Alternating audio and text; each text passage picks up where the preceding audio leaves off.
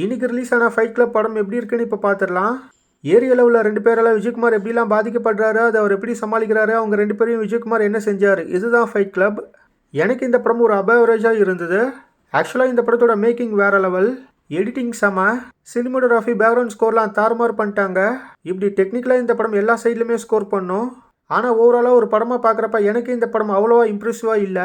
விஜயகுமாரோட performance இந்த படத்தோட ஒரு பெரிய ப்ளஸ்ஸாக சொல்லலாம். இன்னும் கொஞ்சம் நேரம் அவரை காட்ட மாட்டாங்களான்னு தோண வைக்கிற மாதிரியான ஒரு பர்ஃபார்மன்ஸாக அவர் கொடுத்துருந்தாரு.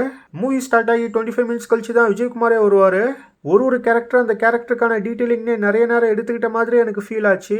ஃபர்ஸ்ட் ஹாஃபில் இன்ட்ரோல் போர்ஷன் ஒரு பெரிய ஹைலைட்டாக சொல்லலாம். ஒரு அடி லெவலுக்கு ஒரு இன்ட்ரோல் பிளாக் வைக்கணும்னு இந்த டீம் நினச்சிருக்காங்க. ஒரு அடி லெவலுக்கு இல்லைனாலும் இந்த இன்ட்ரோல் பிளாக்கும் சூப்பராக இருந்தது. போதைப் பொருள்னால ஒருத்தன் எப்படிலாம் மாறுறான், என்னெல்லாம் இழக்கிறான், இதெல்லாம் இல்லாமல் திறமையை வச்சே மேலே வர முடியுங்கிற மாதிரி தான் இந்த படம் முடியும். இதெல்லாம் ஓகே தான், ஆனால் என்கேஜிங் ஃபேக்டர்ஸ் இந்த படத்தில் சுத்தமாக இல்லை. இதுதான் இந்த படத்தோட பெரிய மைனஸே. வடச்சென்னையை அவங்க காமிச்ச விதத்தை கொஞ்சம் மாற்றிருக்கலாம். எத்தனை படத்தில் வடச்சென்னையை இதே மாதிரி காட்டுவாங்கன்னு தெரியலை. அட்லீஸ்ட் ஊர் பேரையாச்சும் மாற்றிருக்கலாம். ஒரு கல்ட்டு ஃபில்ம் எடுக்கணும்னு இந்த டீம் பிளான் போட்டிருக்காங்க. எல்லாமே பக்காவாக செட் ஆனாலும் அந்த ரைட்டிங் கை கொடுக்கலான்னு தான் நான் சொல்லுவேன். ஒரு படம் முடிஞ்சு வெளியில் வந்தோன்னா அந்த படம் எப்படி இருக்குன்னு ஒருத்தங்கிட்ட கேட்டால் நல்லா இருக்கு, நல்லா இல்லை, இல்லைனா சுமாராக இருக்குது, இதுதான் அவன் சொல்லணும்.